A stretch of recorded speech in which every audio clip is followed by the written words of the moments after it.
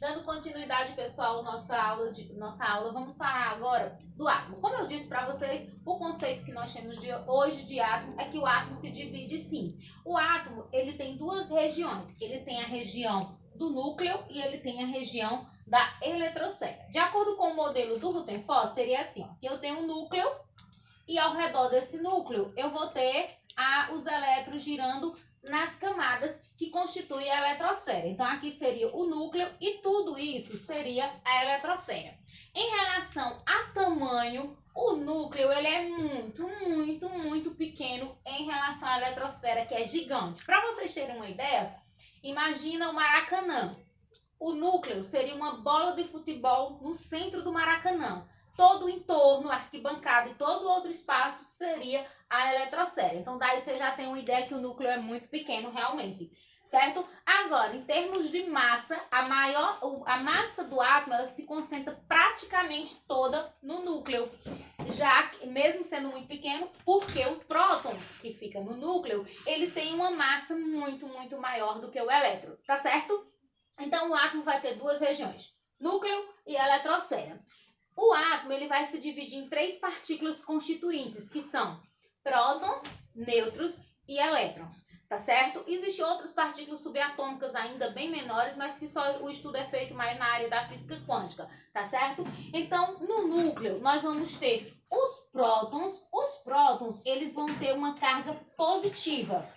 E nós vamos ter também os nêutrons. Os nêutrons, eles não têm carga, por isso o nome nêutrons, eles são neutros, tá certo? E os elétrons que ficam na eletrosfera, eles vão ter carga negativa, tá ok? Então, no núcleo eu vou ter prótons com carga positiva e nêutrons com carga neutra. E os elétrons na eletrosfera vão ter carga negativa, tá certo? E por que aí aqui nós temos o que? As camadas estacionárias. Como eu disse para vocês, essas camadas elas são uma contribuição do Niels Bohr no modelo atômico do Rutherford. E aí ele criou as camadas, que eu já tinha falado para vocês, que elas são K, L, M, N, O, P e Q. Quando ele criou essas camadas também, e onde ele denominou essas camadas, cada uma dessas camadas tem um nível máximo de elétrons que elas podem suportar, que são K suporta no máximo 2, L suporta no máximo 8, M no máximo 18, N 32, O 32, P 18 e Q 8. Essa parte das camadas a gente vai usar para fazer distribuição, para que vocês aprendam agora e usem quando a gente for ver ligações químicas, tá certo? Mas isso é assunto para a nossa próxima aula. Então, por hoje, a gente vai ficando aqui. Lembrem-se que o núcleo ele vai se dividir em duas regiões, que são núcleo e eletrosfera.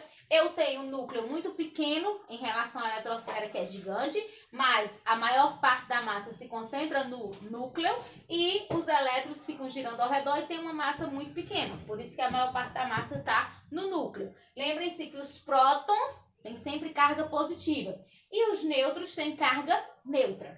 Não tem carga, na verdade. E os elétrons têm uma carga negativa. Um elemento químico, o número de prótons dele determina o elemento químico. Por exemplo, o carbono.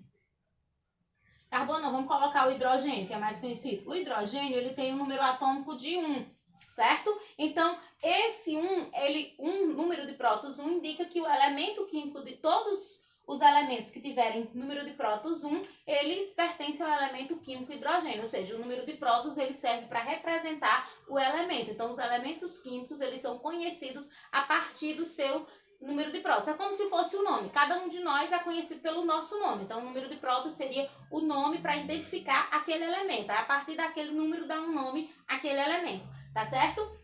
Na próxima aula a gente vai ver a distribuição eletrônica em si e falar mais sobre alguns pontos em relação a isso aqui. Por hoje é só. Eu vou estar postando, além da videoaula para vocês, eu vou estar postando também um vídeo que eu retiro do YouTube, que ele é muito interessante. Ele fala sobre a história dos modelos atômicos, tem muitas curiosidades bastante interessantes. Eu iria assistir junto com vocês, mas por um motivo da pandemia, vocês vão assistir aí e eu assisto em casa.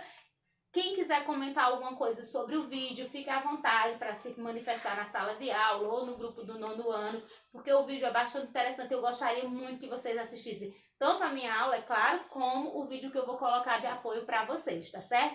A atividade de vocês, eu vou querer que vocês façam do livro de vocês apenas as questões. Faço já para vocês, só um minutinho, pessoal. Ó, eu quero que vocês façam na página 169 as questões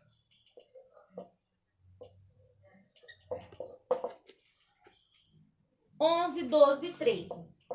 11, 12 e 13. Por que só essas? Porque somente essas fazem referência ao que a gente falou nessa aula, tá certo? As demais, quando a gente vê todo o restante do conteúdo. Mas não vão ser só 3 questões de atividade, é claro. Eu vou postar também na sala de aula, na parte de atividade, 2 atividades extras para vocês fazerem. Como é atividade extra, não tem no livro de vocês, então é para copiar no caderno as questões e resolver. Caso alguém tenha impressora em casa e queira imprimir, não tem problema. Então, imprime e resolve. Agora, se não tiver impressora, tem que copiar as perguntas e resolver. Tá bom, pessoal? Qualquer dúvida, já sabem, é só chamar no PV. Tchau, um abraço.